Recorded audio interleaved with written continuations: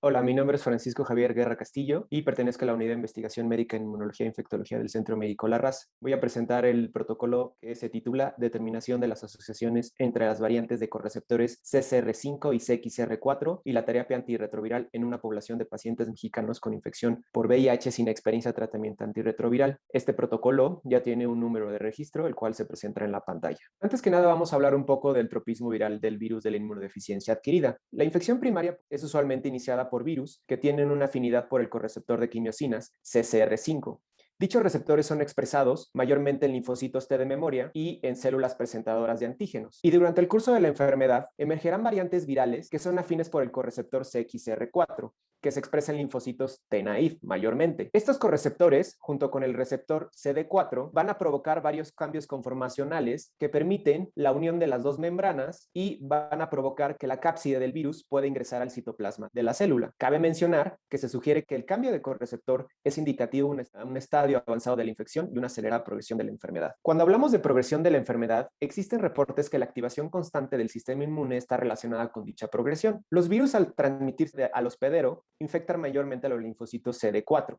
Esto va a provocar un aumento de la replicación viral y a su vez una mayor cantidad de virus circulantes. Lo anterior va a aumentar la presentación de antígenos, marcado por un aumento de marcadores solubles como CD14 y CD163, y va a promover la activación de linfocitos T, CD4 y CD8. Esto va a ocasionar una disponibilidad celular aún mayor de blancos celulares para el virus, formando un ciclo que poco a poco va a ir debilitando el sistema inmunológico. Al paso del tiempo, van a ir disminuyendo la mayor población de linfocitos T, CD4 localizados en tejidos linfoides asociados a mucosas, en especial en el intestino, resultando en la progresión de la enfermedad y el establecimiento del síndrome de inmunodeficiencia adquirida. Por lo tanto, nuestra pregunta de investigación es el siguiente. Los niveles altos de marcadores solubles como CD14 y CD163 podrían ser un factor relevante para el cambio de tropismo viral en pacientes con infección por VIH de reciente diagnóstico y sin experiencia de tratamiento. Nuestro objetivo es determinar los niveles de marcadores solubles de activación inmunológica CD14, CD163 y su relación con la presencia de variantes virales R5 y X4 en pacientes con infección por VIH reciente diagnóstico y sin experiencia de tratamiento. Nuestros objetivos específicos son determinar los marcadores serológicos CD14, CD163 mediante el método de ELISA, determinar la frecuencia de cuasi especies CCR5 y CXR4 en la población viral del VIH por secuenciación masiva y analizar el comportamiento de las frecuencias y el FPR de las variantes minoritarias que utilizan el correceptor CXR4 y CCR5.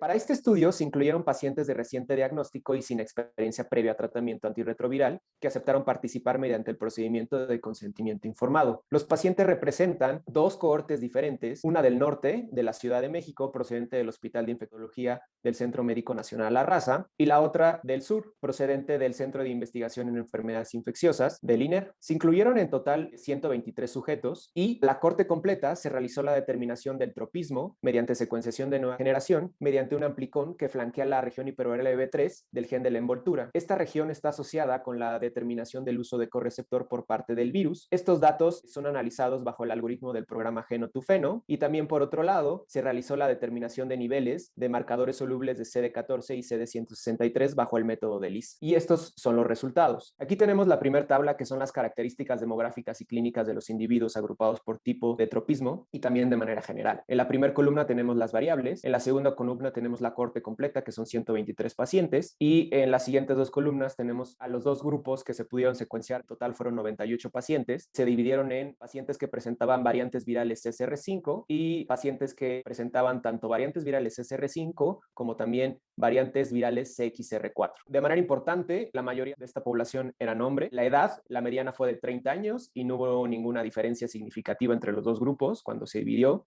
Los días transcurridos entre el diagnóstico y la visita cero, la mediana fue de 26.5 y tampoco hubo diferencia entre los dos grupos.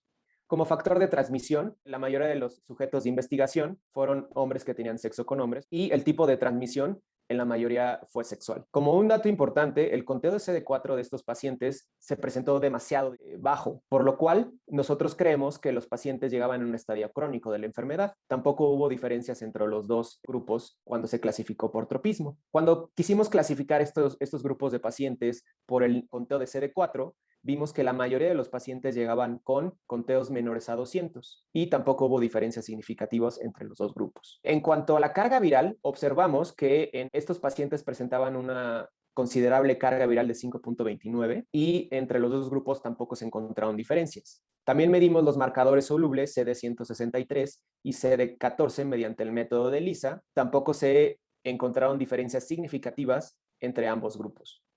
Mediante los datos de secuenciación masiva de todos los pacientes, hicimos un análisis de las poblaciones virales X4 y R5 basado en la tasa de falsos positivos, o por sus siglas en inglés FPR. Aquí tenemos 3 ejemplos. En la primera columna tenemos el ID de estos pacientes, en la segunda columna el número de lectura y el número de veces que ocurrió esa lectura en la secuenciación y la frecuencia del total de la población de los virus. En la siguiente columna tenemos el alineamiento que corresponde a la secuencia de aminoácidos, que es la región hipervariable B3. Y en la siguiente columna tenemos un score, que es una calificación que se le da a la secuencia problema cuando se compara con la secuencia consenso, es decir, qué tan parecidas son las dos secuencias. Y la última columna es el FPR de cada una de estas secuencias de aminoácidos. En este ejercicio nosotros pusimos un punto de corte de 20. El FPR, ¿qué quiere decir? Es la probabilidad del algoritmo de clasificar una variante R5 como X4. Entonces, entre más bajo sea el FPR, es menos probable que tengamos ese error. Y como pueden ver ustedes aquí, nosotros en el primer paciente bajo un FPR de 20, nosotros podemos observar que tenemos 3 variantes dominantes con el 29, 25 y 21% de la frecuencia del total de la población, donde 2 variantes son clasificadas como R5 y una variante dominante es clasificada como X4. El resto de las variantes, que son variantes muy minoritarias por su porcentaje a partir del resto de la población, vemos que también se pueden clasificar como X4. En el segundo ejemplo vemos una población mucho más homogénea, donde el FPR es mucho más alto, donde todas son clasificadas como R5. Y en el tercer caso, vemos de igual manera una población dominante R5 y poblaciones minoritarias que pueden ir desde FPRs altos, clasificados como R5, hasta FPRs muy bajos, como es en este caso. Por otra parte, hicimos un análisis de tropismo de todos los pacientes, pero bajo un punto de corte diferente. Tomamos un punto de corte, un FPR de 3.75. Este punto de corte es sugerido por otros autores para determinar el tropismo con datos de secuenciación masiva. En esta primera columna tenemos la frecuencia de las variantes X4, en la segunda columna tenemos la corte WIMI, en la tercera la corte CIENI, y en la última columna tenemos el total de los pacientes, que fueron 98 pacientes. Las variantes menores al 2% del total de la población viral no se consideran como variantes X4 debido a los errores inherentes a la secuenciación. Por lo tanto, observamos que la mayoría de los pacientes, con el 81.6%, no presentaron variantes virales X4. El resto de los pacientes presentó tanto variantes virales X4 minoritarias, que son del 2 al 20% de la población, así como variantes virales X4 codominantes o variantes virales dominantes. Por último, utilizando los marcadores solubles de activación inmunológica CD14 y CD163, hicimos una correlación con las principales variables clínicas y demográficas como edad, los días del diagnóstico a la visita cero, el conteo de CD4 y la carga viral. En esta primera parte tenemos a la cohorte completa de pacientes y también tenemos a los dos grupos que se clasificaron como pacientes que únicamente los virus utilizaban el correceptor CXCR5 y pacientes que tenían poblaciones virales que podían utilizar el correceptor CXR4. La única asociación significativa que se presentó en este estudio fue los niveles de CD14 con el conteo de CD4 en la corte completa. Fue una asociación negativa débil, lo cual quiere decir que a mayor nivel de CD14, menores conteos de CD4. Estos datos son similares a los presentados por otros autores. Por lo tanto, las conclusiones fueron: la proporción de pacientes que únicamente presentan la variante con el fenotipo CCR5 es similar a la reportada por otros autores. No se encontraron diferencias significativas entre ambos grupos CCR5 y CXR4 y los marcadores solubles CD14 y CD163. Se encontró una asociación negativa entre los niveles de CD14 soluble y el conteo de CD4, dato similar a lo reportado por otros autores. Y por último, no se encontraron otras asociaciones significativas de relevancia con el resto de las variables de importancia.